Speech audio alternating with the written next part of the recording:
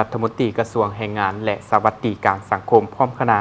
ลงเคลื่อนไหวพบปะพ่อแม่ประชาชนที่บ้านสมซืนเมืองบริคันแขวงบริคำไซท่านผู้ไซไสยสอนรัฐมนตรีกระทรวงแรงงานและสวัสดิการสังคมพร้อมด้วยคณะได้ลงพบปะโอ้ลมพ่อแม่ประชาชนบ้านสมซืนเมืองบริคันแขวงบริคำไซมีกองเลขาคุ้มครองภัยพิบัติคันแขวงคันเมืองและอำนาจการปกครองบ้านต้อนรับ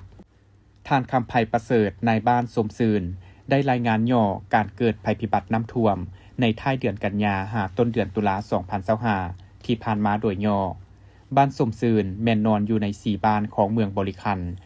ที่ได้รับผลกระทบจากภัยพิบัติน้ำท่วมจากพายุบัวลอยพัดผ่านบวกกับการระบายน้ำกระทันหันจากเขื่อนไฟฟ้าน้ำเงียบ1ในคืนวันที่29กันยามาในตอนเช้าของวันที่30กันยาเฮ็ดให้มวลน้ำมหาศาลไหลเข้าท่วมบ้านไห้นาหัวสวนกสิกรรมค้างสัตว์เกือบห้อยส่วนห้อยต่อกับสภาพการดังกล่าวอำนาจการปกครองบ้านได้แจ้งฉุกเฉินผ่านโทรโข่งบ้านให้ประชาชนนำเอาเครื่องใช้ที่จำเป็นต้นแม่นพาหนะ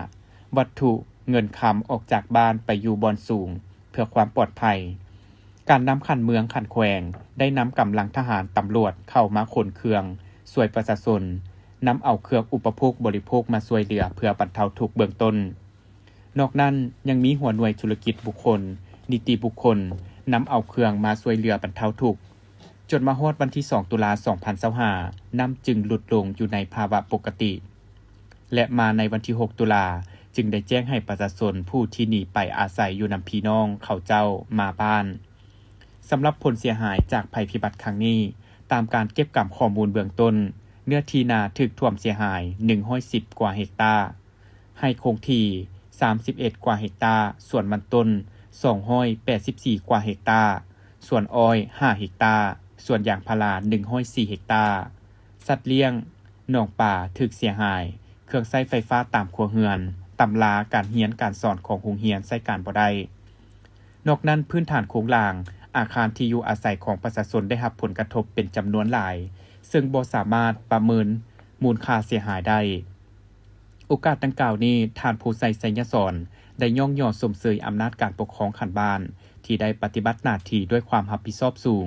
ต่อกับการเกิดภัยพิบัติครั้งนี้ที่บ่มีคนเสียชีวิตท่านยังได้ยกให้เห็นภัยพิบัติกำลังเกิดขึ้นในภาคพื้นก็คือบรรดาแขวงอยู่สปป.ลาวซึ่งสร้างความเสียหายทางด้านทรัพย์สินของประชาชนโดยกง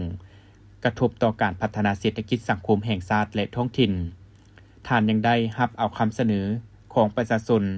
ปัญหาต่างๆนำไปปรึกษาหารือกับภาคส่วนที่เกี่ยวข้องขันแขวงขันศูนย์กลางเพื่อวางแผนฟื้นฟูการปลูกการเลี้ยงทดแทนรวมทั้งการชดเชยผลเสียหายการสร้างจุดที่อยู่อาศัยในเวลาฉุกเฉิน